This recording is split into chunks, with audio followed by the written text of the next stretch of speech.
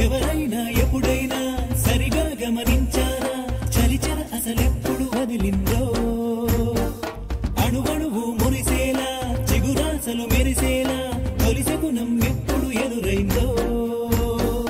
చూస్తూనే ఎక్కడి నుంచో చైత్రం కదిలొస్తుంది పొగ మంచును కోపం